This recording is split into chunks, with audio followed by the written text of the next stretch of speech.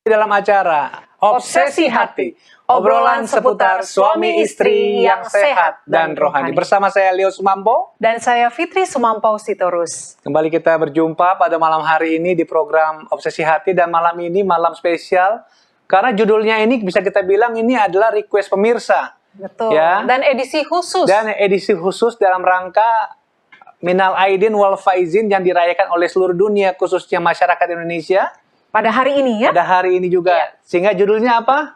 Bermaaf-maafan. Bermaaf-maafan. Kalau kita bermaaf-maafan lah satu dengan sangat sejuk sekali ya judulnya ya. Mudah-mudahan lah. Jadi maafkan saya istriku ya. Bisa saling memaafkan semua. Oke, dan tentunya kita percaya narasumber kita, Pendeta dan Ibu Pendeta Kuntara, akan membawakan satu pembahasan yang luar biasa mengenai bermaaf-maafan.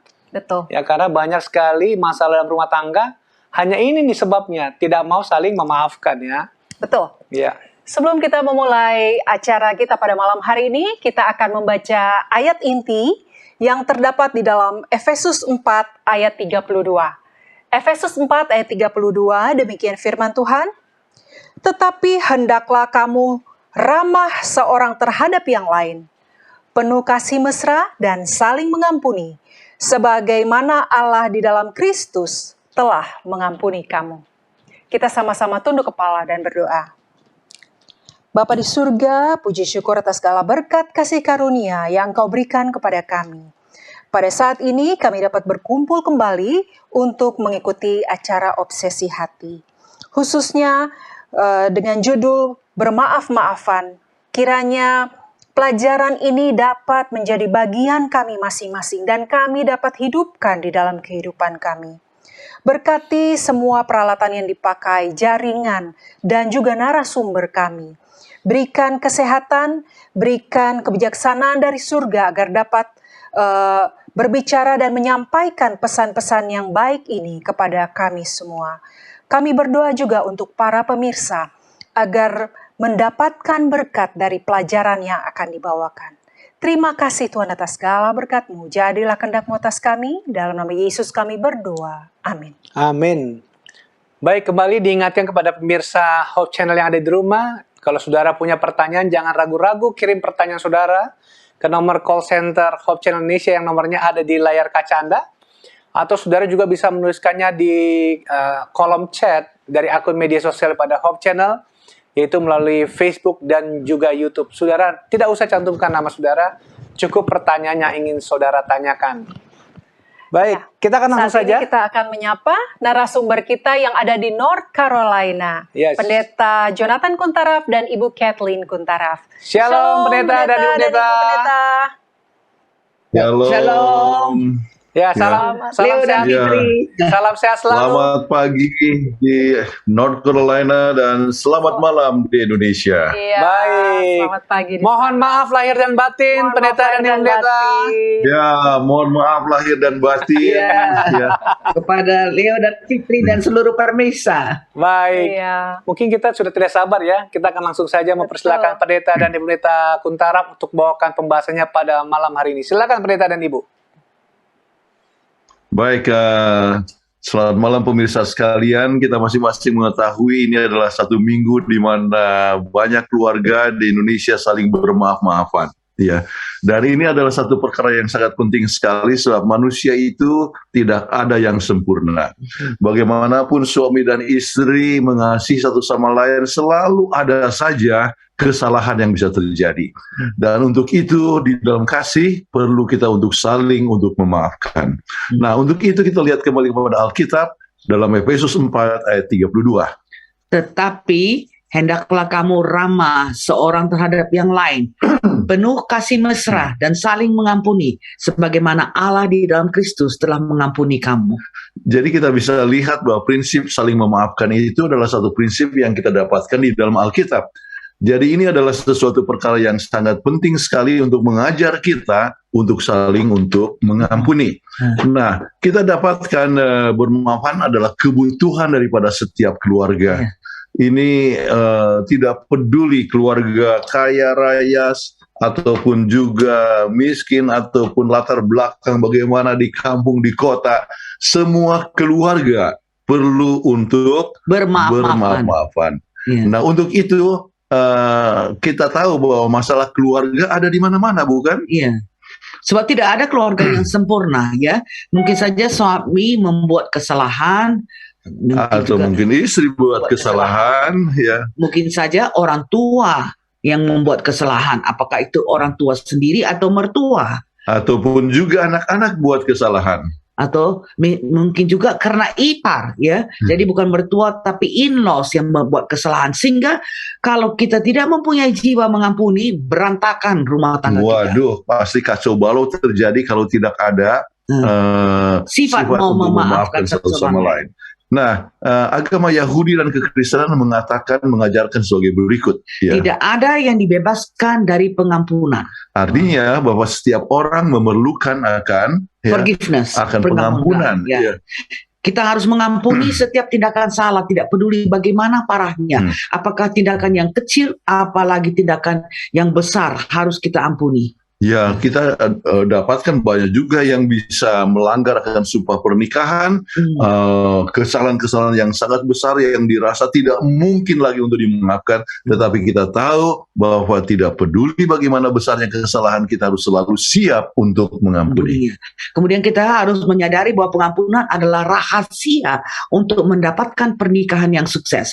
Sebab ingatlah, identical twins, jadi kembar yang berasal dari satu ovum juga mempunyai perbedaan. Apalagi suami istri yang datang dari latar belakang yang berbeda. Satu dari Ambon, satu dari Sumatera. Itu pasti ada banyak perbedaan. Dan kalau kita tidak mempunyai sifat mau mengampuni, maka percayalah akan berantakan pernikahan kita. Oke, semula merupakan ajaran agama, namun sekarang sebagai pemikiran yang diterima dalam masyarakat, ya, bahwa memang kita hidup untuk bermasyarakat, kita perlu untuk saling memaafkan satu sama lain. Nah, sebetulnya apa definisi memaafkan? Ya, kita lihat bahwa maafkan, kemampuan untuk melepaskan pikiran dan hati dari semua rasa sakit dan kegagalan masa lalu, semua rasa bersalah dan kehilangan.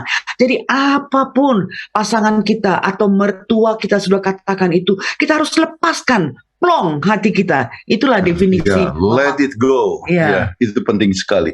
Dan pengampunan memungkinkan mengatasi kemarahan dan perasaan dendam atau keinginan untuk menghukum atau membalas dendam dengan seorang yang telah melewati kita, ya, yang telah mengadakan sesuatu tindakan yang tidak tepat kepada kita masing-masing. Ya, memaafkan melibatkan mengubah pikiran, mengubah perasaan, mengubahkan perilaku dalam hubungan dengan pelaku. Perasaan buruk dan penilaian terhadap pelaku berkurang, bukan karena mereka tidak layak diperlakukan, tapi karena kita rela memandang pelaku dengan belas kasihan, kebajikan, dan cinta. Inilah yang perlu kita ubahkan dalam pikiran kita. Baik, kemudian kita tahu mengapa harus memaafkan. Ya, ternyata ada perkara, artinya banyak sekali keuntungan yang kita akan peroleh kalau kita memaafkan. Kita coba lihat beberapa poin yang kita akan pelajari bersama.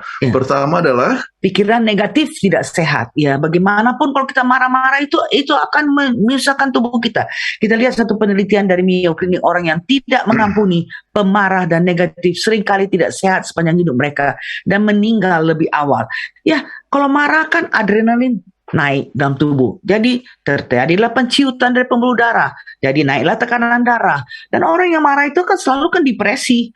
Ya, sakit, kena depresi, sakit kepala, sakit kronis, masalah pencernaan, sakit mah, ya, kena HCl-nya itu selalu merongrong, dia punya selaput lendir dari perut karena kita lagi marah, ya, tidak bisa tidur. Nggak bisa tidur, ya.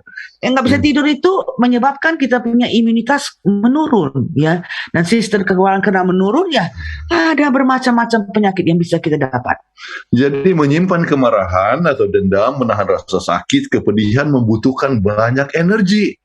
Tubuh dan pikiran Anda harus bekerja lebih keras untuk mengakomodasikan semua hal negatif ini, sehingga menyebabkan kerusakan kesehatan mental dan fisik Anda. Ya, jadi dengan memaafkan anggota keluarga, melepaskan dendam dan melepaskan melupakan masa lalu, pikiran dan tubuh Anda bisa menjadi bebas dan sehat.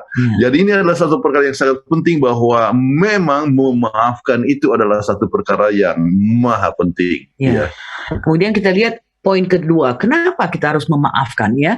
Anak-anak memerlukan panutan. Ingat, children learn by modeling. Ya, jika Anda tidak memaafkan kerabat dan orang lain, maka anak-anak Anda akan tumbuh dengan perasaan marah dan dendam juga, menyebabkan kesulitan di sekolah. Dia orang yang marah sama dia di sekolah, dia akan bekot sama anak itu, tidak mau kawan sama anak itu. Masalah persahabatan, susah sekali dia ada punya teman ya, oleh sebab tidak memaafkan akan temannya.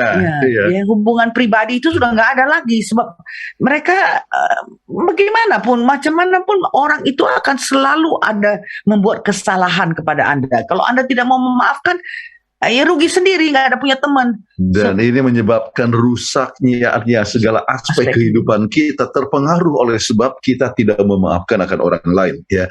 Jadi kalau Anda tidak bisa melepaskan dan memaafkan anggota keluarga demi Anda sendiri, lakukan paling sedikit ini kepada anak-anak. Ya, sebab kita harus menjadi panutan kepada anak-anak kita.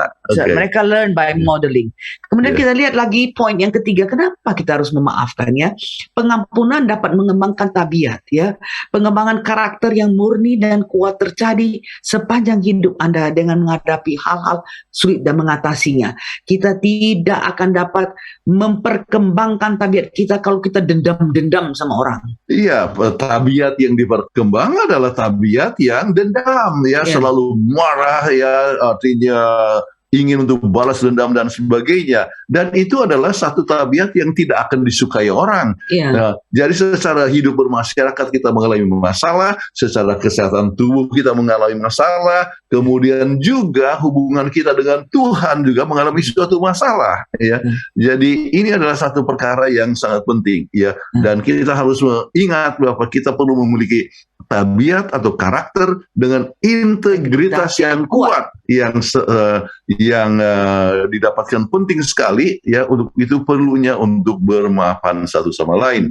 Jadi melepaskan segala macam perasaan yang buruk ya, sehingga kita dapat membentuk suatu tabiat yang sangat positif yang bermanfaat untuk Anda secara pribadi dan juga dalam rumah tangga, keluarga, dan juga hidup dalam masyarakat. Ya. Kemudian kita lihat poin yang keempat, kenapa kita harus memaafkan ya? Setiap kisah ada dua sisinya, ada two sides of the story, selalu ada dua sisinya. Jika Anda pernah berselisih dengan anggota keluarga, kemungkinan besar Anda percaya bahwa apa yang terjadi adalah sebagian besar kesalahan orang lain. Namun ada dua sisi dari setiap cerita. Kemungkinan dia mengalami suatu tantangan yang tidak dapat mereka tangani. Jadi selalu kita harus pertimbangkan sisi lain dari cerita dan ambil langkah-langkah menuju pengampunan. Mungkin saja dia marah, mungkin dia dalam keadaan stres, tidak bisa tidur, jadi atau dimarah oleh bos. Dan ini jadi dia pulang ke rumah, dia nggak bisa marah kepada bosnya, dia pulang ke rumah dia marah kepada istrinya, atau dia marah kepada anak-anaknya, atau dia tendang di kucing atau anjing dan sebagainya. Ada displacement. Nah, kalau kita lihat itu, kita bilang, oh kasihan, mungkin baru dimarahin oleh bos. Jadi kita lihat sisi yang lain daripada kemarahan pasangan kita. Oke. Kemudian kita harus ingat bahwa hidup kita itu sangat singkat ya. Jadi jangan kita punya waktu yang singkat itu digunakan dan dihabiskan hanya dengan marah-marah dan tidak memaafkan. Tetapi kalau ini menimbulkan satu stres ya, dan keretakan dalam rumah tangga. Jadi oleh sebab kita hidup hanya dengan sementara, kenapa kita tidak gunakan waktu untuk saling memaafkan, mengampuni satu sama lain? Maka kita dapatkan hidup yang lebih berbahagia. Jadi datang ke rumah adalah suasana yang penuh dengan indah dan penuh kasih sayang, oleh sebab kita sudah saling memaafkan satu sama lain. Ya, Anda tidak pernah tahu kapan Anda akan kehilangan seorang sampai mati. Lihatlah gambaran besarnya. Maafkanlah dan perbaiki hubungan Anda dengan keluarga sehingga tidak ada penyesalan saat mereka meninggal. Apakah itu mertua kita atau ipar kita? We never can tell. Apalagi zaman COVID ini, kita lihat orang itu baik-baik, minggu depan sudah meninggal. Ya, kalau kita tidak mau mengampuni, ya, ingatlah bahwa life is too short. Hidup itu terlalu singkat. Pendek sekali. Jadi Itulah gunakanlah sebabnya. waktu untuk saling memaafkan. Baik, memaafkan. Ya, ini sudah lama diajarkan oleh agama, telah dibuktikan secara ilmiah, termasuk peningkatan harapan dan pengurangan Rasa sakit sakit kronis, kronis, ya. masalah kardiovaskuler, perilaku kekerasan, tingkat depresi dan kecemasan. Ya, kita sudah singgung Pak, bagaimana kalau kita marah maka adrenalin dan kita punya hormon-hormon yang lain itu akan bereaksi sehingga mempengaruhi kepada tubuh kita secara negatif. Orang yang tidak memaafkan biasanya memiliki lebih tinggi detak jantung, palpitasi. Anda lihat sendiri kalau Anda marah kan, waduh, tekanan darah yang lebih tinggi, dan masalah tekanan darah lebih tinggi sehingga bisa menjadi berakibat kepada jantung, dan bisa juga mengakibat kepada stroke dan sebagainya.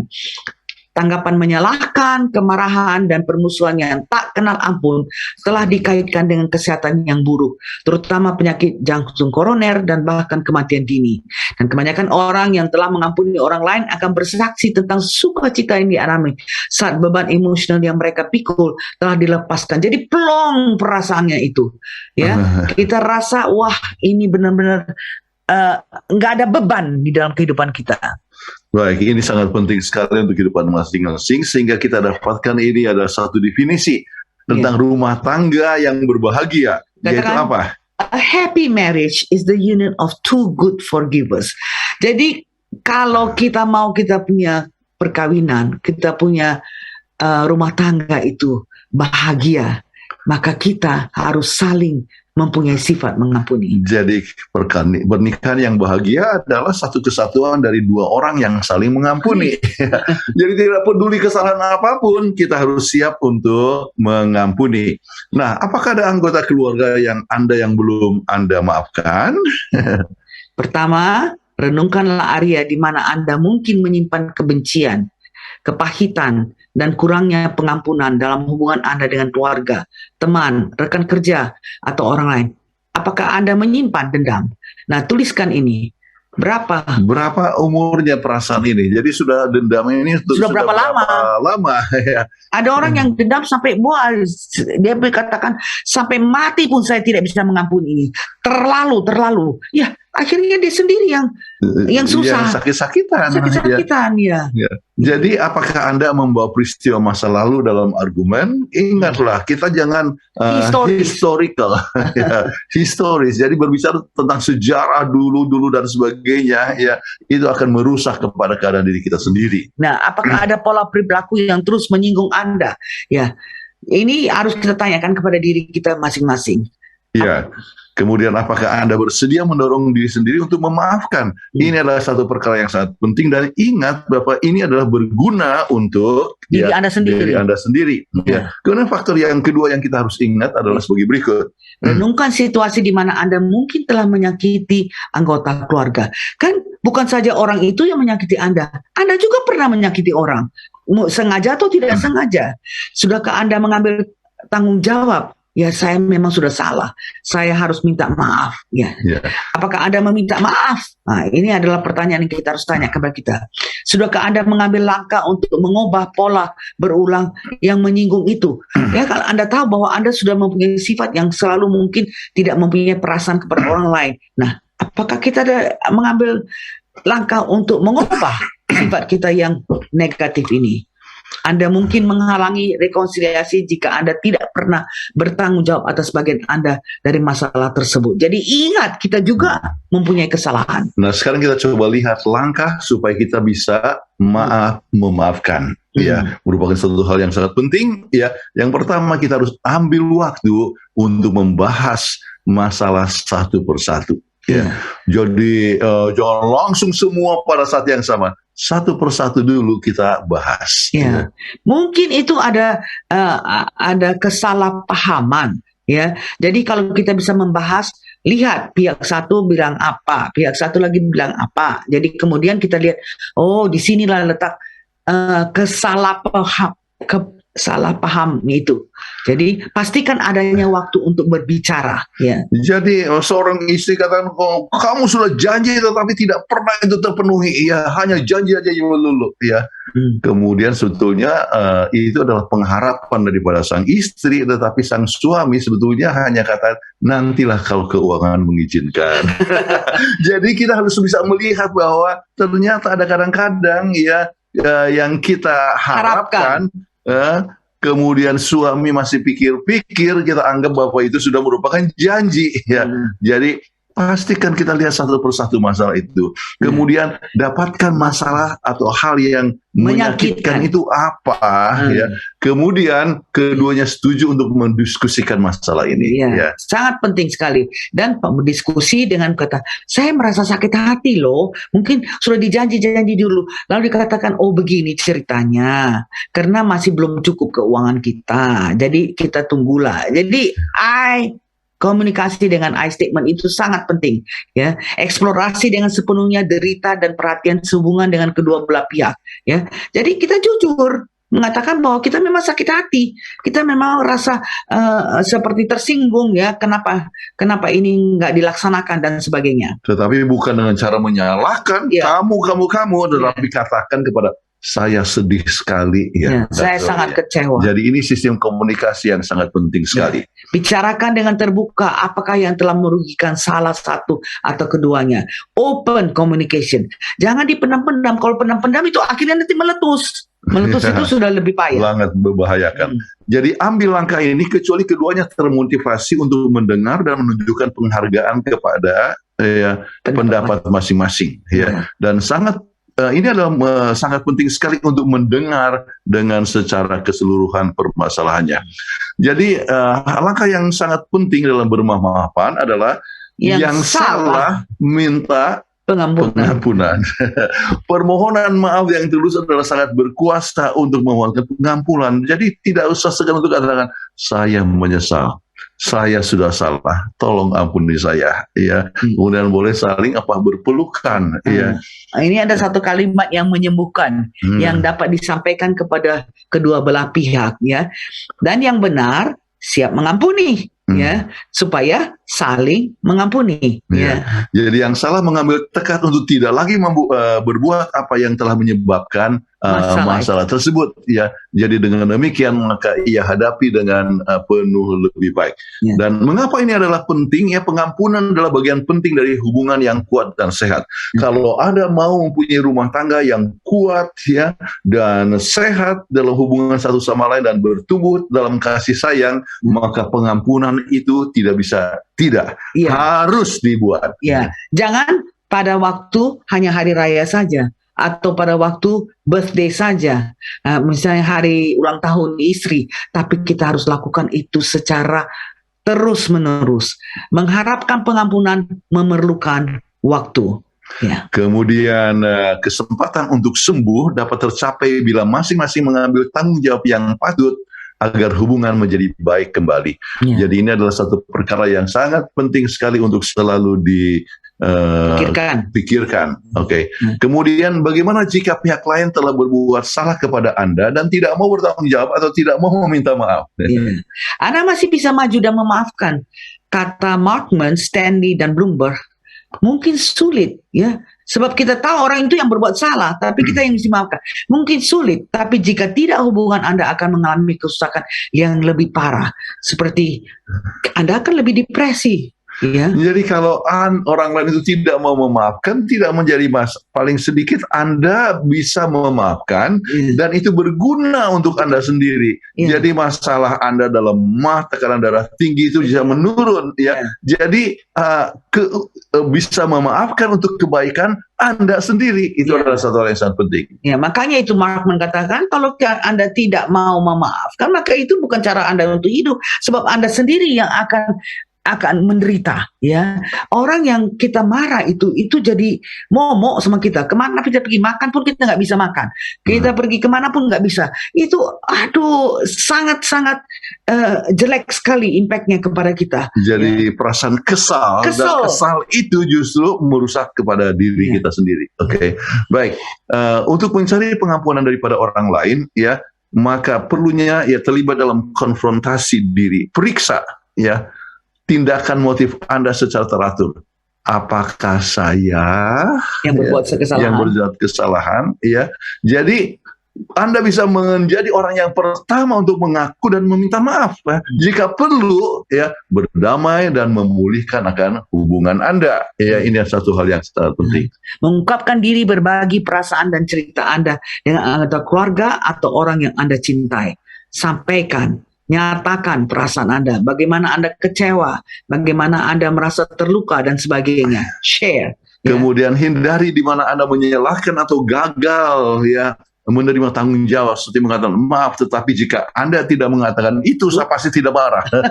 Jadi Jadi bukan sebetulnya bukan Anda yang salah, tapi tetapi karena orang lain.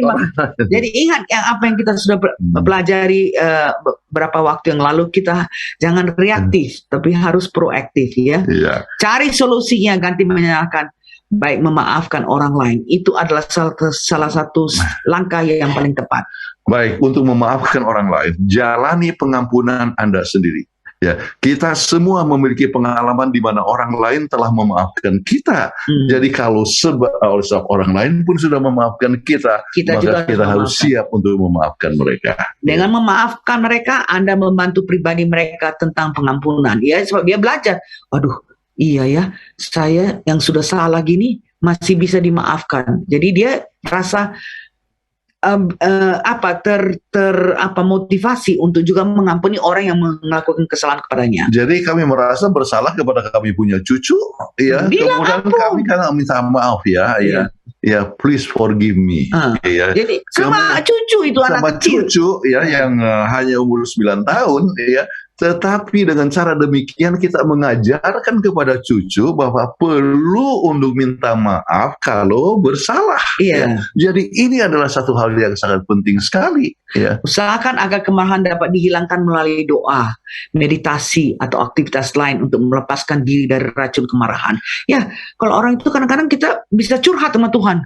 Tuhan, orang ini jahat sekali, orang ini judes sekali. Saya betul-betul sangat marah sama orang itu. Tapi saya tahu bahwa kalau saya tetap marah begini, saya yang akan rugi. Jadi Tuhan tolonglah berikan kepada saya kekuatan untuk dapat memaafkan. Itu kita curhat kepada Tuhan. Sebab ini kadang-kadang masalah yang sangat besar. Misalnya suami tidak setia. Ya. Dia punya Will ya, wanita idaman lain. Kemudian ada kesal sekali, marah karena merasa terhina dan sebagainya ya.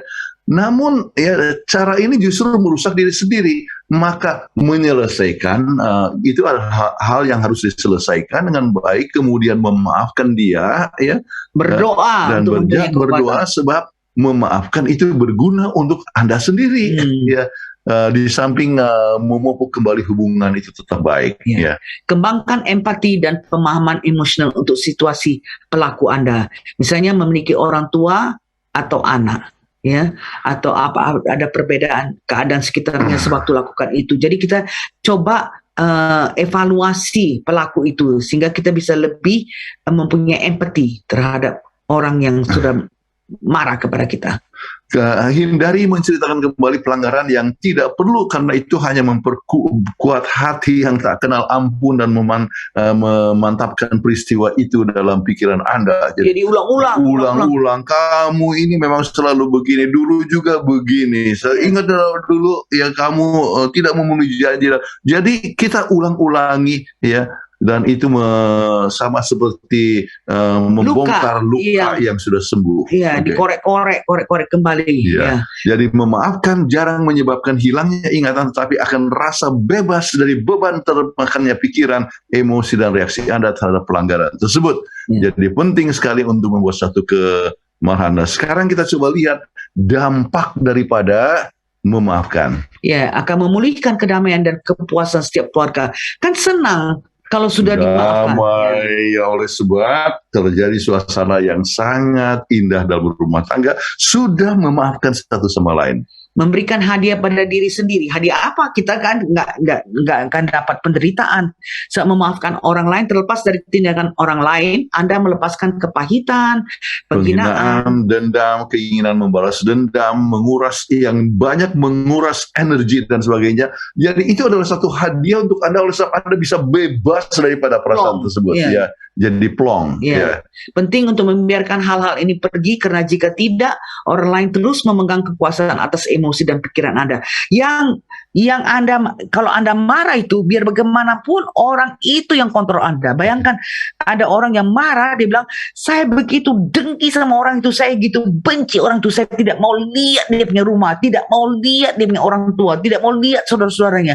Kalau dia mau pergi kerja pun sebenarnya lewat rumah daripada orang yang dia benci itu adalah jalan yang terpendek. Tapi dia bilang, enggak, saya enggak mau kesangking dengkinya, saya bagus keliling. Jadi kan rugi sendiri, habis waktu dalam perjalanan untuk berkelok-kelok pergi kemana asal tidak lewat di rumah orang itu. Jadi orang itu yang menguasai kita, kan kita jadi Dan terbelenggu. orang itu punya mobil Toyota Corolla. Semua Toyota jelek. Iya, karena kita ada hubungan subconscious antara yang kita marahin itu dengan kita punya neuron subconsciously. Oke, jadi suasana lebih baik. Nah, mungkin Anda pernah dengar cerita ini, ya kebetulan satu waktu kami pergi ke Rwanda. Jadi ini adalah tempat di mana sebetulnya sekolah kejuruan yang telah dibangun ya dan belum dipakai. Jadi pada saat terjadi itu perang suku antara Hutu dan Tutsi, ya, mereka saling bunuh-bunuh dan sebagainya, maka orang kata, ayo mengungsi pergi ke Murambi, ya, yaitu ke sekolah ini, yaitu untuk supaya dapat bisa perlindungan. tersembunyi daripada perlindungan. Tetapi pada saat mereka masuk di sini, justru di sinilah terjadi pembunuhan-pembunuhan. Jadi waktu kami datang ke sini, ini sekolah tidak lagi menjadi tempat sekolah, tetapi sudah menjadi museum. Apa yang kami lihat ya hanya tengkorak-tengkorak ya. Kemudian ini hal yang sangat buruk sekali. Dan salah satu yang terbunuh ya adalah pendeta Selfuku. Ya, nah dikatakan bahwa ini pendeta Selfuku dengan beberapa anggota dan sekitar 15 orang mereka pergi mengungsi di suatu tempat ya di pastori daripada gereja Katolik ya. Kemudian satu hari ya aman. Hari kedua datang rombongan ya dengan mobil dengan truk ya. Kemudian mereka bawa parang. Kemudian langsung datang kepada mereka ini, langsung katakan, mana pendeta Selfuku? Ya, tidak ada yang jawab. Mana pendeta Selfuku? Kemudian pendeta Selfuku katakan, jangan menyakiti orang yang tak bersalah. Langsung orang itu yang namanya Louis, dia hantam dengan dia punya parang, kemudian terjadilah pembunuhan dan sebagainya di situ. Kemudian istri daripada pendeta Selfuku namanya Adele, ya. Dia juga terkapar berdarah dan sebagainya dan sudah ada di halaman daripada gereja tersebut ya. Kemudian orang pikir dia sudah mati ya. Kemudian satu waktu orang lewat, kemudian lihat dia punya kaki masih bergerak. Kemudian dia katakan, oh ini saya lihat, oh ini adalah Ibu Adele Selfuku. Apa yang dia buat? Dia pergi kepada anaknya yang namanya Immanuel dan dikatakan, ibumu sepertinya masih hidup. Ya, dia pergi datang ke tempat ini dan betul masih panas badannya. Dibawalah ke rumah sakit. Wah, kisahnya panjang sekali. Sedangkan di rumah sakit dia hampir dibunuh. Dan kemudian akhirnya sesudah 6 minggu baru sadar. Sesudah 1 bulan setengah ya baru dia bisa berjalan dan sebagainya sebab sudah harus melalui fisioterapi dan sebagainya. Kemudian sesudah dia giat ini, sudah sehat kembali, dia pergi ke penjara. Oh, dia dapatkan ya orang yang bunuh suaminya dari situ namanya Louis. Apakah yang dibuat ya? Sebelum saya lupa, inilah Adele Selfuku. Anda bisa lihat di situ ya, kena parang di dahinya. Kemudian apa yang dia buat waktu lihat ini Louis yang bunuh suaminya, diambil uang langsung dia kasih, ini untuk makananmu. Sejak itu seminggu 2 kali dia datang bawa makanan untuk orang yang sudah bunuh suaminya dan juga salah satu anaknya ya. Kemudian dia memberikan pelajaran untuk pendek cerita bahwa Adele Selfuku ya bukan hanya memaafkan, kemudian ini Louis menerima akan kebenaran dan dia ya katakan kalau ibu itu memaafkan saya siap untuk dibaptis. Maka dia siap untuk dibaptiskan. Akhirnya oleh sebab dia tidak dibebankan, artinya oleh ibu ini, ya, maka di Keluar dalam dari penjara itu penjara. bisa keluar hanya setahun setengah saja. Kemudian sesudah dia keluar, Nggak tahu mau kemana. tidak tahu kemana. Apa yang dibuat ya? Orang Oleh tuanya sebab sudah orang meninggal tuanya juga juga. sudah mati.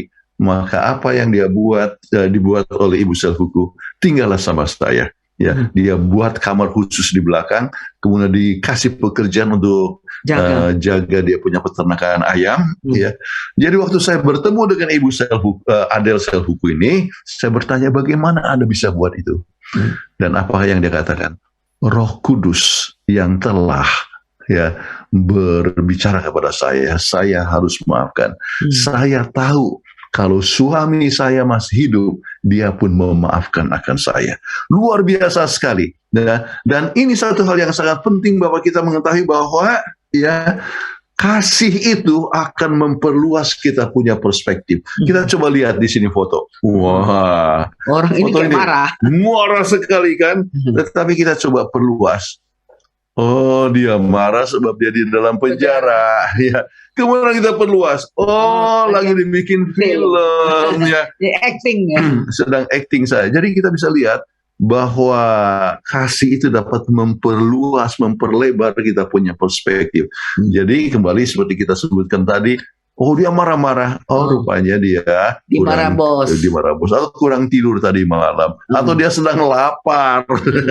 Jadi kita dapat memperluas kita punya perspektif ya, dan ingat kasih itu menutupi akan kesalahan segala-galanya. Ya. Baik, apa yang dikatakan oleh ini peribahasa daripada orang-orang Tionghoa ya, the greatest gift in life is forgiveness. Ya, pengampunan adalah suatu pemberian yang terbesar. Pemberian yang terbesar. Ya, itulah yang kita perlukan. Itulah sebabnya kembali kepada ayat Efesus 4 ayat 32. Ya, Alkitab sudah memberikan kepada kita nasihat yang begitu baik, saling mengampuni sebagaimana Allah dalam Kristus telah mengampuni kamu. Jadi apakah dalam masa hari raya saja? Tidak. Atau hari lahir. Biasa setiap hari kita bisa saling mengampuni satu sama lain. Oke. Kalau kita susah untuk mengampuni, apa yang kita harus buat? Lihatlah kepada Yesus bagaimana telah menderita untuk kita, dipaku, disalibkan. Sudah begitu, kemudian kita ini masih bisa lihat bagaimana tanggapan Kristus. Ampunilah mereka karena mereka tidak mengetahui apa mereka buat. Luar biasa sekali di dalam masa seperti ini. Sakit seperti begini. Dia masih siap untuk mengampuni akan orang lain. Jadi apa artinya kita ini? Yang baru saja mungkin dimaki atau mungkin hanya dikritik ya, atau mungkin juga sampai ditempeleng. Ada juga suami yang menempeleng istri ya. Ya, KDRT. KDRT. Tetapi biarlah kita siap untuk mengampuni siapa saja, apakah itu suami atau mertua yang atau ipar dan sebagainya. Sebab mengampuni itu berguna untuk Anda sendiri. Iya. Kiranya rumah tangga Anda adalah rumah tangga yang siap untuk mengampuni satu sama lain sehingga Anda punya rumah tangga yang senantiasa berbahagia. Amin. Amin. Baik, terima kasih ya pembahasan pada malam hari ini. Betul. Terutama kesaksian tadi itu ya, kisah nyata itu.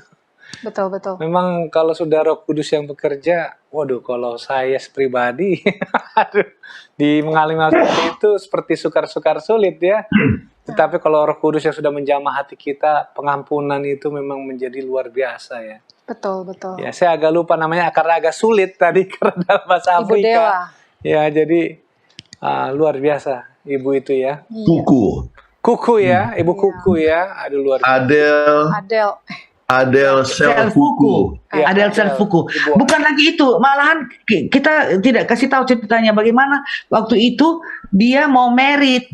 Si Louis itu mau menikah. Kemudian Adele Selfuku yang membiayai pernikahan daripada orang yang dulu suaminya. Aduh, luar biasa. Sebab tidak ada orang tuanya pun sudah mati. Jadi dia itu betul-betul satu-satu contoh yang sangat hebat, sifat mengampuni. Saya jadi teringat ayat Alkitab yang mengatakan Rasul Paulus kalau nggak salah mengatakan, bukan lagi aku yang hidup, tetapi Yesus yang hidup dalam aku. Ya sudah seperti inilah langsung perilakunya. Kalau sudah Yesus yang hidup, Galatia 2 ayat 20. luar biasa kan? Karena kalau secara hidup nyata, aduh seperti sulit. Tapi kalau udah Yesus yang hidup dalam kehidupan, saya percaya di kehidupan Ibu Adele itu sudah Yesus yang hidup, makanya dia bisa melakukan itu. Malah dibiayain lagi biaya pernikahannya. Diangkat sebagai anak, Waduh, dibiayai juga luar biasa. semuanya ya, luar biasa ya. Iya. Baik. Nyata bahwa dengan kekuatan dari Tuhan ini bisa dapat Bisa dilakukan. Itu dilakukan. betul-betul satu kesaksian Betul. yang sangat hebat. Amin. Betul. Iya. Baik, terima kasih banyak untuk pelajaran yang sangat baik ya, sangat berharga untuk kita semua. Dan kiranya kita masing-masing dapat memetik manfaat dan kita dapat juga menghidupkannya di dalam kehidupan kita. Amin. Dan kami mengundang kepada para pemirsa, bila Anda mempunyai pertanyaan seputar topik pembahasan kita, bermaaf-maafan, ataupun Anda punya pertanyaan seputar kehidupan rumah tangga atau persoalan rumah tangga yang Anda hadapi, silakan mengirimkannya ke nomor call center Hope Channel Indonesia ataupun ke media sosialnya. Baik, sebelum kita memasuki ke sesi tanya jawab, kita akan mengikuti yang satu ini.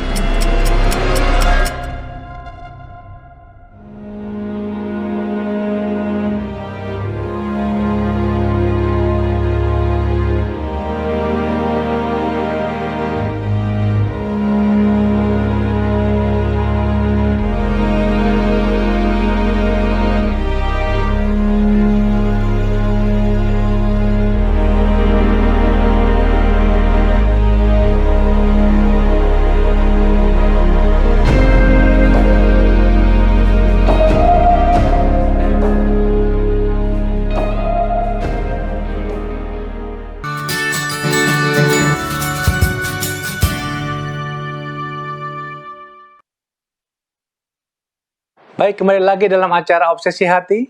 Dan saat ini sudah masuk beberapa pertanyaan nih pendeta dan ibu pendeta. Saya akan langsung saja membaca pertanyaan yang pertama. Ini dari seorang wanita dari YouTube. Bagaimana kalau kita sudah minta maaf, tapi orang tersebut tidak mau memaafkan? Nah, silakan pendeta dan ibu. Ya, ini bisa terjadi, namun Anda punya fungsi ya telah selesai, ya paling sedikit langkah untuk memaafkan ya. Itu sudah Anda mulai bahwa Anda sudah minta maaf ya. Kemudian langkah berikut yang Anda dapat buat adalah untuk tetap mendoakan akan orang tersebut, sebab dengan doa lah yang memungkinkan Roh Kudus itu dapat berbicara sampai dia akan memaafkan Anda ya. Tetapi paling sedikit Anda sudah memaafkan ya, dan Anda boleh menegur, artinya bisa berbuat baik kepadanya ya, dan sebagainya, tetap menunjukkan kebaikan. Ya, menunjukkan kebaikan. Dan oleh sebab Anda sudah minta maaf, maka Anda yang sendiri plong. Sendiri sudah plong. Ya. Jadi oleh sebab sudah plong, itu bermanfaat untuk Anda punya kesehatan sendiri. Ya. Kalau dia tidak mau memaafkan, ya urusan dia. Dia sendiri yang rugi. Ya, Iya. ya jadi berbuat baik aja. Misalnya kalau Anda ingat dia punya hari lahir, Anda kasih dia entah makanan, bawa jeruk lah, kasih dia apel lah, ya supaya dia jadi lumer. Saya pernah dengar bagaimana seorang tuh benci sekali. Ini saling saudara bersaudara, ini saling benci sekali. Tapi tiap kali dia pulang ke Indonesia, dia bawa coklat. Kadang-kadang tidak mau dibuka pintu, dia letakkan aja di pekerangannya itu coklat itu. Jadi itu nanti akhirnya akan lumer, dia punya perasaan sendiri. Tapi orang yang memaafkan itu, dia merasa dirinya plong, ya. Orang yang tidak memaafkan itu dia yang rugi sendiri. Jadi Dan ingatlah dengan ilustrasi batu yang bagaimanapun kerasnya, kalau Kalau selalu dapatkan darisan air air hujan misalnya, akan berlobang. bisa akan terjadi Lumer, suatu lubang. perubahan. Iya. Oke. Semoga ini bisa menolong orang yang Iya. bertanya ini. Baik. Baik. Nih kembali saya jadi ingat ada satu ayat mengatakan kita sama seperti menaruh bara di atas kepalanya ini, betul ya? Kalau kita sudah memaafkan Iya. dia, kita taruh bara. Betul, Oke. betul. Baik. Baik, kita masuk ke pertanyaan berikutnya. Saya sudah memaafkan orang yang bersalah itu kepada saya, tapi saya tidak bisa melupakan. Jadi setiap bertemu saya selalu emosi, pendeta. Apakah saya harus menghindari orang itu? Silakan, pendeta dan ibu. Ini berarti belum memaafkan betul, soal masih ada emosi. Jadi pada saat ada memaafkan, ya biarlah memaafkan dengan penuh kesungguhan, Iya. ya, dan memandang bahwa dia itu juga adalah calon surga, ya, bahwa dia itu juga perlu untuk pertumbuhan. Jadi perlu untuk mempunyai sifat mengasihi, ya. Jadi Anda sekarang meningkat bukan hanya memaafkan kesalahannya, tetapi Anda juga mengasihi akan dia. Jadi kalau kasih itu menimbulkan suatu simpatik, ya. Jadi simpatik itu menyebabkan Anda merasa dapat mengerti dan dapat menempatkan diri Anda di tempat dia.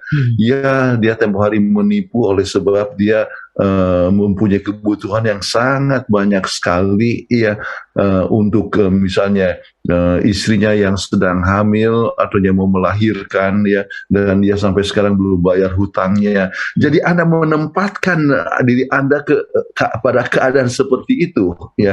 Jadi kalau seandainya Anda menempatkan diri Anda di tempat seperti orang itu, kenapa dia buat kesalahan kepada Anda, maka Anda boleh melupakan, ya, dan lebih bersimpati, ya. dan berusaha justru untuk menolong dia supaya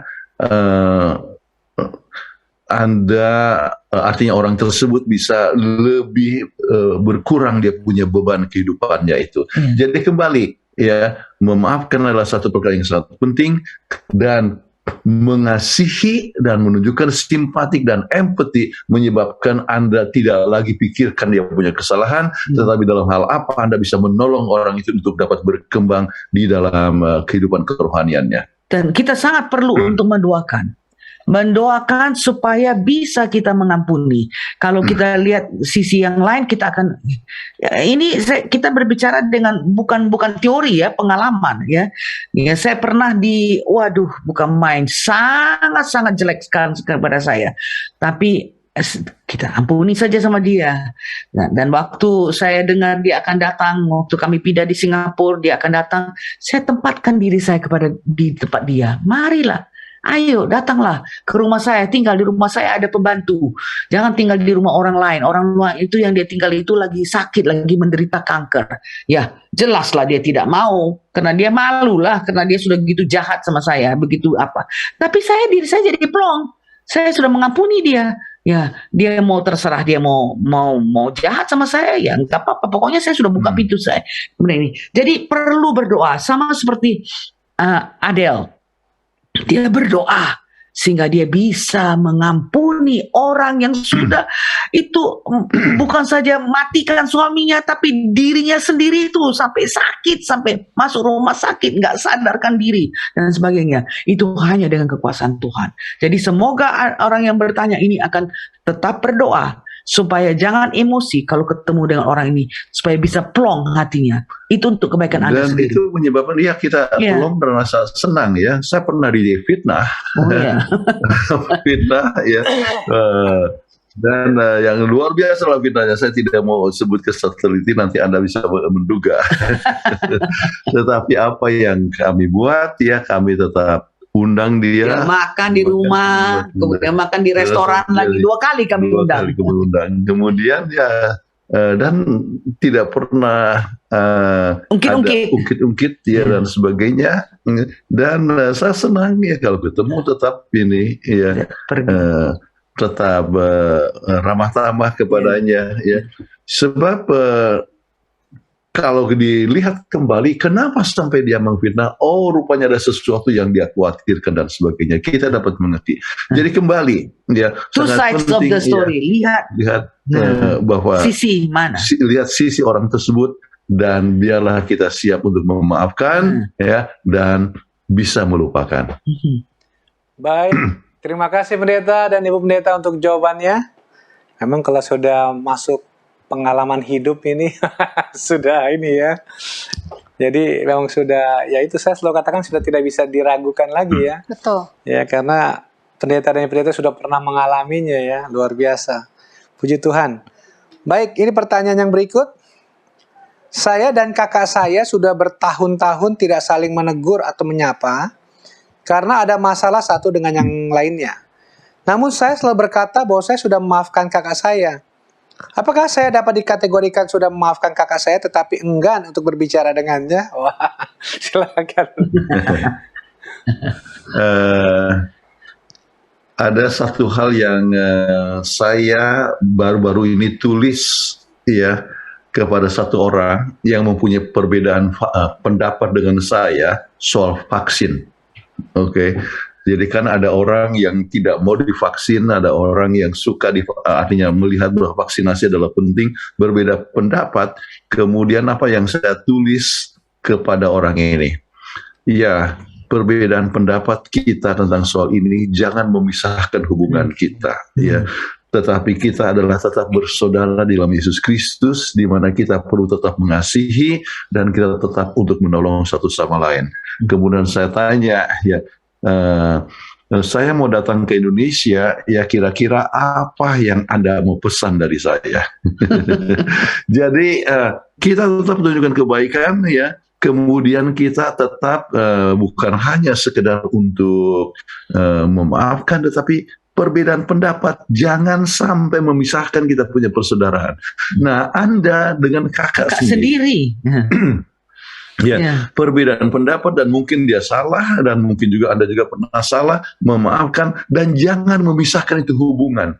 Sampai tidak ngomong, sampai tidak ngomong ya atau segan ya, biarlah Anda yang memulai ngomong. Ya. Ingat, life is short. Ya, ingatlah masa kecil ya di mana Anda saling mengasihi. Ya, kadang-kadang waktu kecil juga pernah bertengkar, tetapi akhirnya kembali berpelukan dan sebagainya, saling memaafkan. Ya, jadi itulah kita sifat seperti anak-anak yang kita harus miliki, yaitu kalau bertengkar siap untuk memaafkan. Ya, sebentar lagi anak-anak sudah main-main lagi. Ya, jadi perbedaan pendapat atau kesalahan bagaimanapun besarnya orang itu akan menolong Anda ya untuk lebih plong, dan kalau Anda tidak mau menegur dan sebagainya itu masih ada perasaan dendam. Ya, masih belum maaf dan itu merusak diri Anda sendiri. Diri Anda sendiri. Ya, jadi lebih tepat Anda membuat langkah sebagai orang yang pertama untuk selalu menegur. Anda kan tahu dia punya ulang tahun. Kirimkan kartu, berikan kue dan sebagainya. Jadi itu akan membuat suasana yang jauh lebih indah. Sebab kasih persaudaraan itu adalah satu perkara yang sangat indah, ya, sangat indah, dan jangan kita kehilangan berkat ya daripada kasih persaudaraan. Jadi in short, apakah saya dapat dikategorikan sudah memaafkan kakak saya? Partial, hanya sebagian memaafkan, bukan total, ya. Yang mudah-mudahan Anda akan dapat memberikan forgiveness yang secara keseluruhan sehingga Anda sendiri akan mempunyai kesehatan yang lebih baik. Amin. Baik, terima kasih untuk jawabannya. Oke, kita masuk ke pertanyaan berikutnya. Ini pertanyaannya seperti mirip-mirip ya dengan yang tadi. Saya sudah memaafkan orang yang bersalah kepada saya. Namun sebagai manusia, pastinya sama sekali belum bisa melupakan kesedihan dan rasa sakit yang pernah diberikan orang tersebut. Bukan berarti saya mendendam. Hanya saja, saya pada akhirnya memiliki memori yang buruk dan begitu membekas mengenai kejadian tersebut. Bagaimana pendapat pendeta mengenai hal tersebut? Sebenarnya ini manusiawi sih ya pendeta dan ibu. Ya, saya juga tertarik mau mendengar jawabannya ini. Silakan pendeta dan ibu. Saya ingin sampaikan bahwa proses penyembuhan itu memerlukan waktu. Ya. Jadi Anda sudah memaafkan, tetapi masih teringat kepada memori yang telah terjadi. Itu adalah satu perkara yang sangat umum sekali. Ya, itu adalah satu perkara yang umum. Tetapi coba Anda lihat ya, apakah ada keuntungan daripada mendendam? Ya. Oh, tidak ada yang merusak diri Anda. Kemudian apakah ada untungnya untuk mengambil hikmah daripada pelajaran tersebut? Oh, hikmahnya adalah bahwa Anda belajar untuk mengampuni. Ya. Dan mengampuni itu adalah satu perkara yang bermanfaat untuk Anda. Ya. Jadi kalau Anda masih punya memori yang buruk dan sebagainya, doakan. Ya, doakan orang tersebut, ya. Kemudian dengan mendoakan orang tersebut, maka Anda pun menimbulkan akan kasih sayang kepada orang tersebut. Maka dengan kasih tersebut, ya, maka Anda bisa sampai tidak ada lagi perasaan dendam, kemudian segala macam sifat-sifat yang buruk, ya, itu makin lama akan hilang daripada sifat Anda. Ya, kadang-kadang ya, ada satu orang yang datang kepada kami, ya, bukan, ada orang yang kasih tahu, ya, wah, dulu kami pinjam mobil daripada pendeta Kuntaraf, ya, kemudian saya nabrak, ya, kemudian Rusak betul-betul, ya, dan dia lari, ya, takut, ya, takut, ya. Kemudian pendeta Kuntaraf tidak marah katanya, mengampuni. Kemudian saya ingat-ingat kapan itu ya. Kita tidak ingat lagi, ya. Tidak ingat lagi, ya. Sesudah hitung-hitung, wah, itu sudah puluhan tahun, bahwa oleh sebab kita sudah memaafkan, maka kita pun sudah melupakan kesalahannya. Ya. Jadi sama sekali tidak terpikir lagi. Tetapi kalau Anda selalu pikir, aduh, dia sudah bikin rusak mobil saya harus bayar mahal untuk dia punya perbaikan dan sebagainya. Itu merusak Anda sendiri. Ya. Tetapi kita rasa, ya, students dapat mengerti lah, ya, dan sebagainya. Kita lupa, kita maafkan, lupakan, dan itu tidak pernah lagi terpikir kepada pikiran kita. Jadi kepada proses ini, Anda kalau misalnya tetap mengalami kesulitan untuk melupakan, tetap banyak berdoa. Dan proses penyembuhan itu dapat menyebabkan luka, ya, dendam atau marah itu dapat makin sembuh, ya. Dengan pertolongan Tuhan, Anda boleh tetap mengasihi.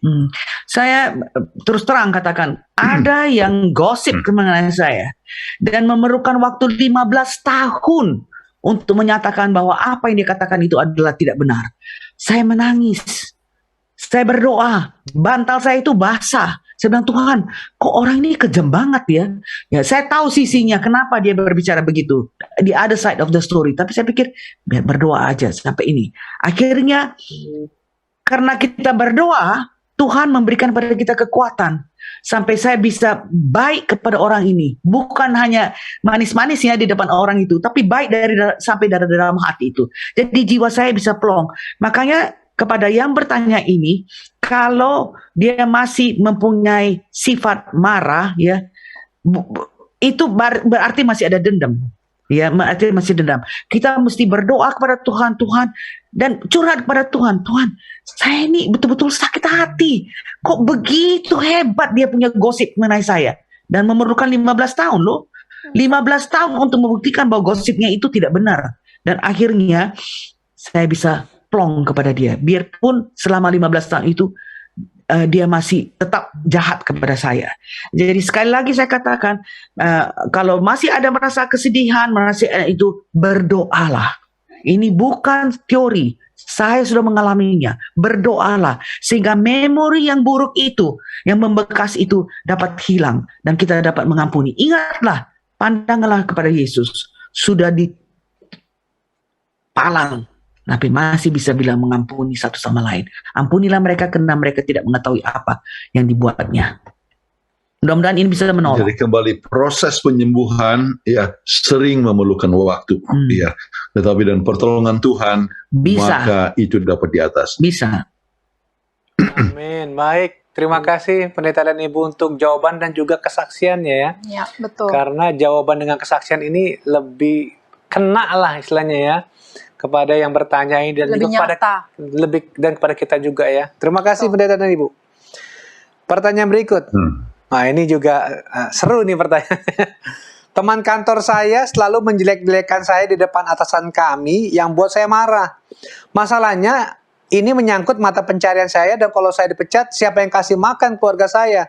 Seperti sulit saya untuk memaafkan teman kantor ini. Wah, ini juga ya. Silakan Pendeta dan Ibu. Ada beberapa poin yang penting untuk diingat ya, bahwa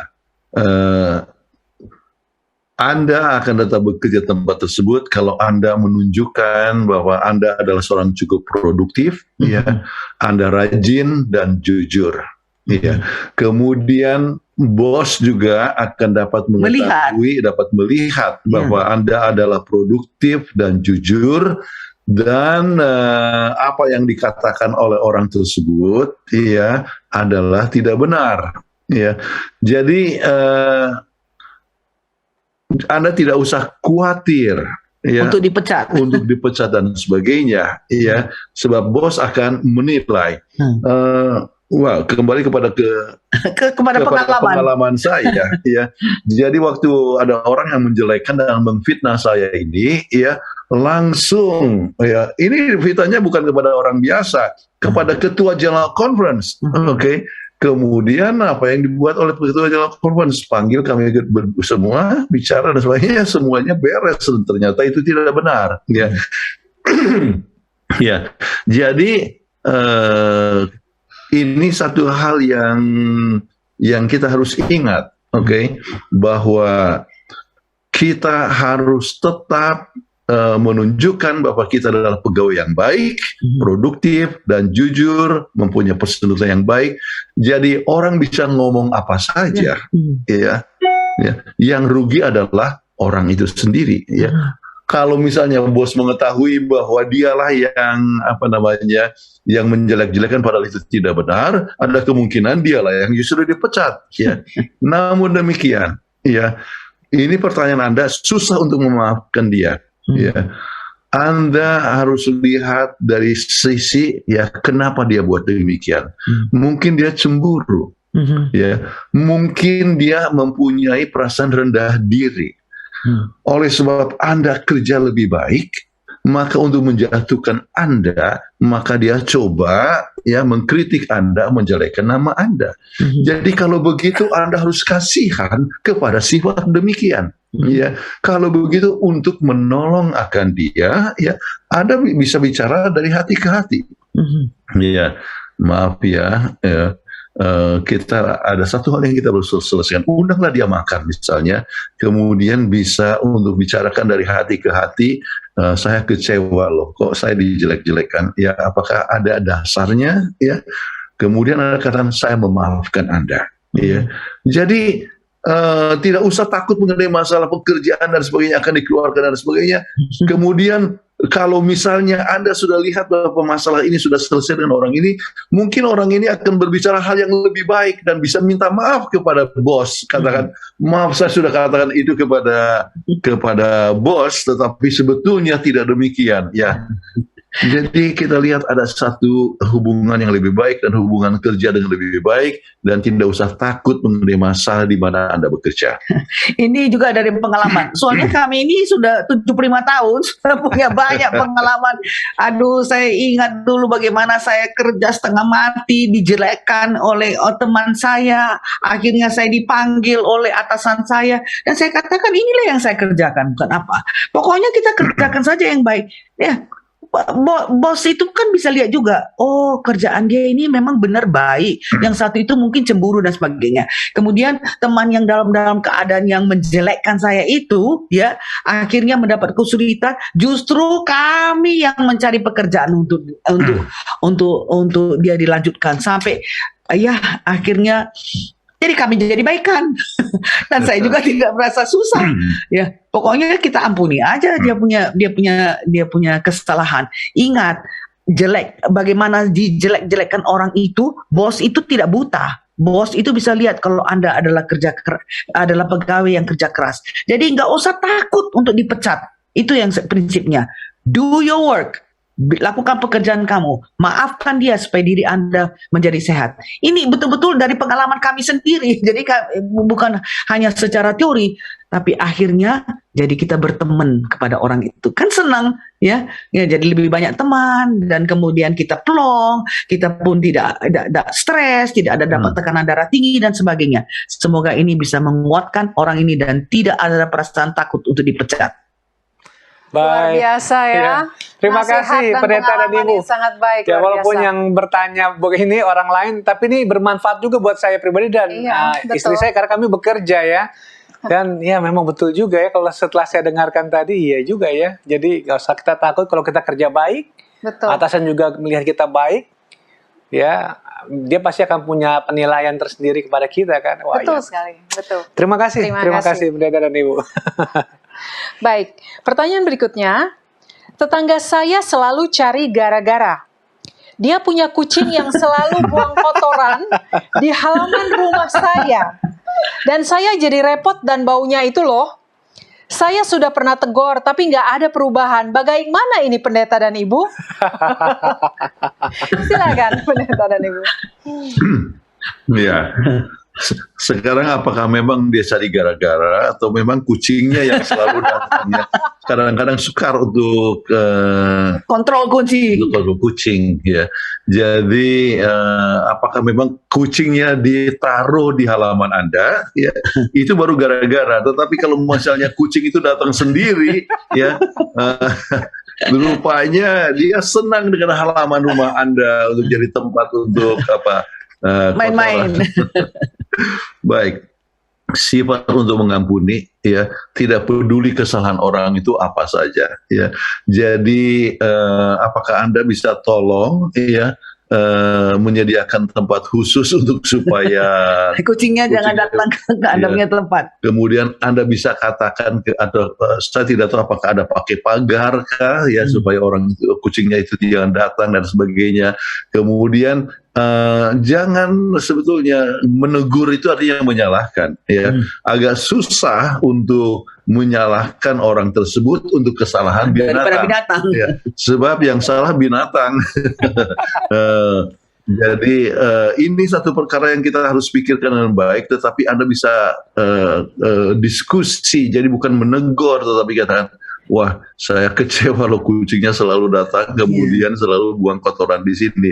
Bagaimana caranya supaya ini dapat Diselesaikan dengan baik. dengan baik ya. Berikan tetap senyum, oke. Kemudian kirim makanan, ya, atau kasih tempat buang kotoran kucing. Ya, ada tempat buat kotoran kucing dan ajar itu kucing untuk buang kotoran pada tempatnya. Ya, toilet training Toilet untuk training, anak, untuk ya. kucing. Jadi itu menyebabkan, tolong ini artinya ini adalah tempat yang sangat bagus sekali untuk kotoran kucing ya. Iya. Biarlah kucing dilatih untuk buang kotoran di sini ya. Maka dia akan berterima kasih kan, dan Anda punya Rumah tidak usah jadi bersih, tidak ada lagi kotoran kucing ya. Berbuat baik biarpun mereka ada membuat kesalahan ya. Tetap buat baik ya. Itu adalah tanda kekristenan. Apapun orang bilang atau buat kepada Anda ya, Anda memaafkan, dan tunjukkan kebaikan. Baik. Ini sepertinya masalahnya simpel, tapi bisa jadi gesekan antar tetangga, tapi jawabannya luar biasa baik sekali. Terima kasih pendeta. Tapi benar itu, bukan tetangganya yang dimarahin, karena memang hewannya. Jadi dasar, jadi dasar kamu kucing gitu ya. Ya, baik. Terima kasih jawabannya pendeta dan ibu. Baik, pertanyaan berikut. Bagaimana mengatasi stres karena menyimpan dendam? Karena menghilangkan dendam dari diri saya sangat sulit sekali. Wow, prihatin juga ya. Silakan pendeta dan ibu. Cara yang terbaik adalah selalu memandang kepada Yesus. Ya, Yesus di kayu palang, ya, yang sudah disakiti dengan mahkota duri, jari, artinya dia punya tangan sedang kesakitan dan sebagainya. Ya, dia masih katakan, Ampunilah mereka seperti mereka, sebab mereka tidak tahu apa yang mereka berbuat. Ya, jadi dengan memandang kepada Yesus, ya, maka kita dapat akan mengampuni dengan baik. Jadi itu langkah yang sangat pertama, memandang kepada Yesus. Ya. Kemudian Anda dapat berdoa, ya, berdoa kepada orang tersebut dan berdoa kepada Anda sendiri, ya, bahwa Anda dapat mempunyai kekuatan untuk menghilangkan perasaan dendam, ya, untuk orang yang telah bersalah kepada Anda, ya. Jadi Anda mendengar kepada Yesus, Anda mendoakan, kemudian Anda dapat membuat kebaikan kepada orang tersebut, ya. Jadi tanda bahwa Anda tidak dendam adalah Anda bisa menunjukkan kebaikan, ya. Kebaikan dengan note, ya, atau mungkin dengan memberikan gift, ya, dan sebagainya, ya, maka akan lumer sendiri itu marah. Punya sifat dendam dan stres itu makin lama makin lumer. Sebab kalau Anda tetap dendam dan stres, Anda merusak yang rugi, ya. Kita yang sendiri rusak. Ya, Anda yang rusak, ya. Jadi Anda tidak bisa tidur, ya. Wah, ada tekanan darah tinggi dan sebagainya. Dan sebagainya. Jadi saya merasa bahwa saya tidak punya musuh, ya. Ada orang yang marah pada saya. Urusan dia, ya. Makanya sampai sekarang tekanan darah saya masih baik. Jadi biarlah memang betul-betul kekuatan dari doa. Pandang kepada Kristus itulah satu-satunya. Kalau kita tidak pandang pada Kristus, aduh rasanya mau pukul sama orang itu, mau rajam orang itu. Tapi kalau kita berdoa lihat kepada Kristus, lumerlah perasaan itu. Aduh, sedangkan Kristus sudah menderita begitu banyak, masih bisa mengampuni untuk keselamatan kita loh. Kita yang tidak ada artinya ini, Tuhan rela untuk mati bagi kita. Jadi apalah artinya kita ini? Baru sedikit saja kok mesti marah-marah, kok dendam. Dan itu mungkin juga kesalahannya besar. Misalnya seorang tidak setia kepada Anda, misalnya, atau menipu, ya, ratusan juta. Ya, itu memang satu hal yang nyata, tidak mudah. Tetapi ya, kita coba lihat bahwa kalau misalnya saya dendam, saya tetap akan susah. Tetapi lihat kepada Yesus, kemudian lihat, mungkin dia sudah menipu oleh sebab dia mempunyai satu kebutuhan yang sangat besar sekali, ya. Jadi Anda belajar untuk mengasihi dan simpati kepada orang tersebut, ya, dan Anda berusaha untuk menolong orang tersebut. Ingatlah, kekristenan mengajak kita untuk menjadi saksi. Ya, kalau kita tidak menjadi saksi, kita jadi siksa. Baik. Betul sekali itu. Iya, terima kasih. Kalau kita tidak menjadi saksi, kita disiksa. Ya. Saya terus terang juga belajar sih malam ini sih. Jadi walaupun ini mungkin pertanyaan dari orang lain, saya terima kasih pendeta dan pendeta, saya banyak belajar juga dari jawaban-jawaban yang telah berikan. Mungkin untuk ini terutama yang Ibu Adel itu ya, itu bagaimana suaminya dibunuh dan dia juga terluka, dia bisa menghilangkan menderita dendamnya dia itu, waduh luar biasa memang. Ya. Oke, kita masuk ke pertanyaan berikutnya.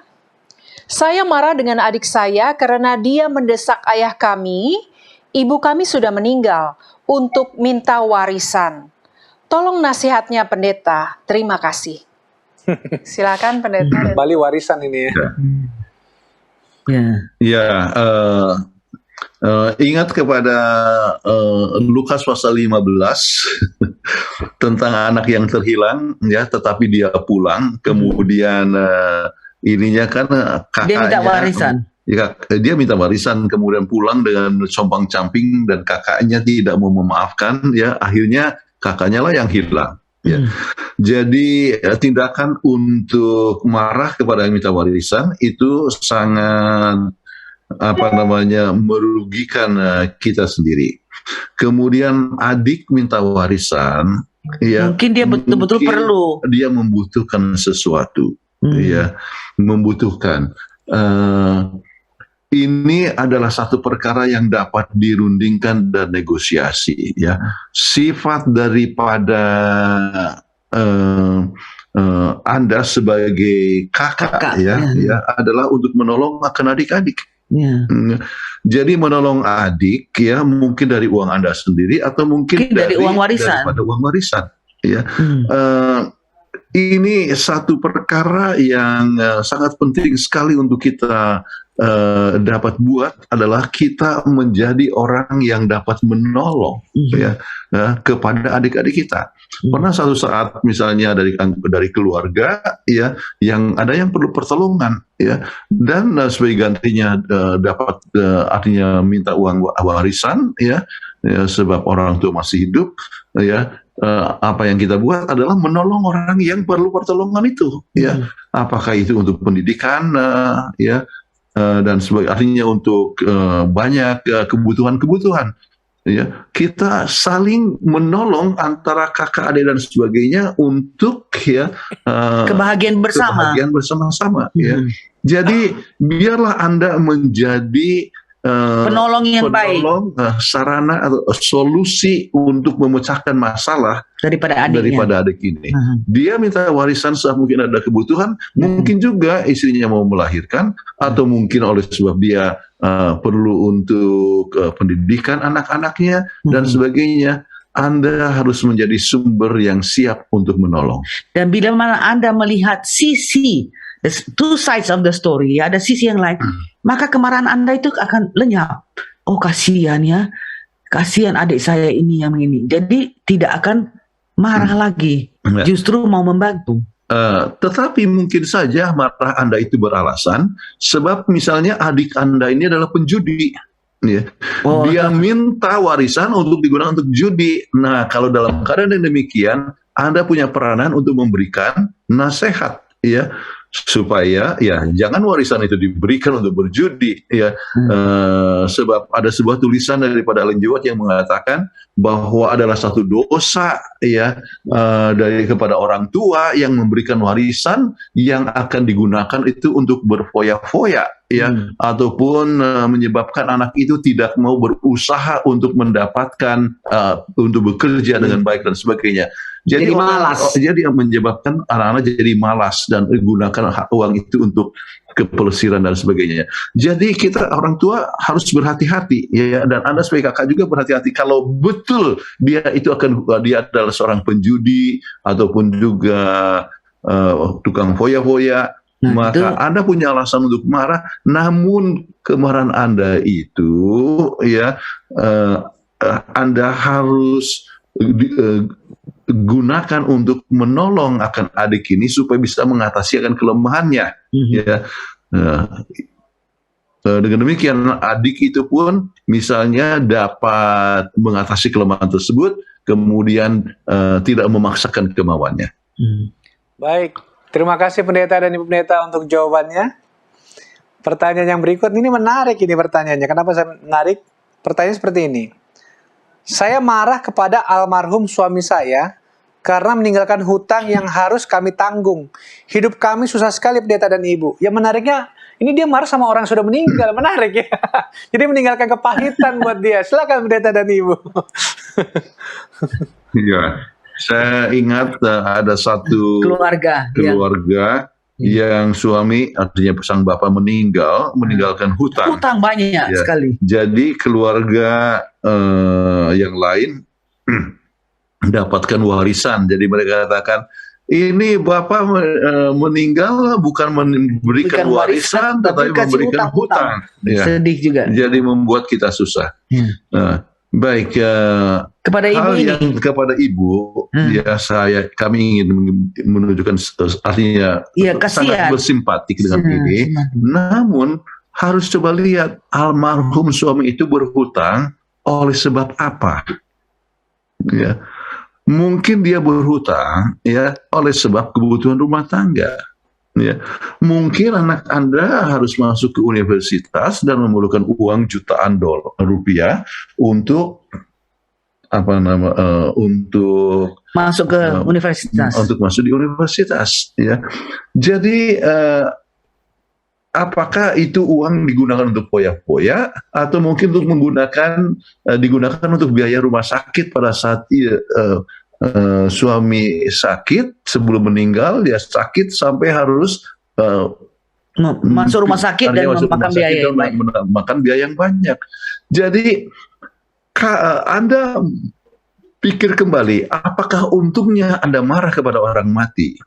Ya, kalau tidak ada untungnya, ya dia juga tidak tahu bahwa Anda marah. Itu satu. Ya. Kemudian yang kedua adalah tidak ada untungnya. Kemudian Anda pun menderita sakit. Ya, kalau Anda tetap marah-marah, maka Anda akan mendapat susah penyakit. Dan akibatnya Anda tidak bisa kerja untuk membayar hutang, dan bukan hanya itu, tuh biaya hidup juga jadi susah. Ya. Jadi cara yang terbaik adalah anggap saja membayar hutang sekarang, artinya tinggalkan banyak hutang, ya itu adalah sesuatu perkara yang merupakan satu sumbangsih daripada Anda kepada almarhum daripada suami, ya. Jadi ya sebagai satu tindakan apa yang saya telah buat kepada dia, ya dia sudah tidak ada, ya oleh sebab dia telah berkorban banyak untuk anak dan keluarga dan sebagainya, ya. Jadi sekarang adalah porsi Anda untuk bersama-sama menyelesaikan akan hutang tersebut. Dan betul jadi susah, tetapi kita percaya, ya, kalau seandainya seorang itu banyak berdoa dan berusaha untuk cari kerja, maka dengan pertolongan Tuhan, maka hutang itu makin lama dapat dicicil. Kemudian ya bukan hanya itu, Anda pun bisa belajar untuk menabung. Pada saat itu hutang sudah terbayar, maka Anda bisa mulai menabung. Jadi sekarang kan belanja untuk hidup, kemudian juga bayar hutang. Kemudian Anda bekerja untuk hidup dan juga untuk bayar hutang. Kemudian satu waktu hutang sudah selesai, maka Anda bisa bekerja untuk hidup dan untuk menabung. Dan ini menyiapkan untuk masa yang akan datang.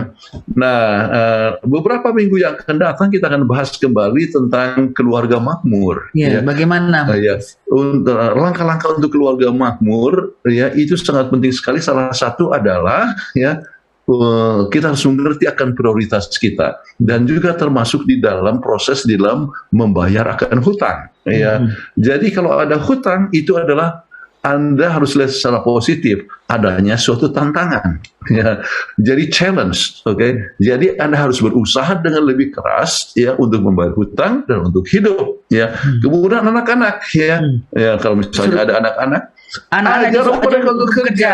Ya. Ajar mereka untuk bekerja. Kembali, saya sudah bekerja dari SD, ya, SMP, SMA, perguruan tinggi, ya. Malahan mau S3 juga cari uang. Jadi, sedangkan untuk biaya kawin, saya harus cari biaya ya sendiri, yaitu jual buku dan sebagainya di Kanada. Jadi kembali, ya kita artinya kesulitan, ada hutang bisa menjadi satu tantangan ya untuk bagaimana mengatasi itu dan menggunakan semua daya yang ada ya. Anak-anak tidak boleh hanya terima dari orang tua dan mereka tidak bekerja ya. Anak-anak SD kelas 3, 4 ya sudah bisa untuk kerja ya. Artinya jual es lilin ya.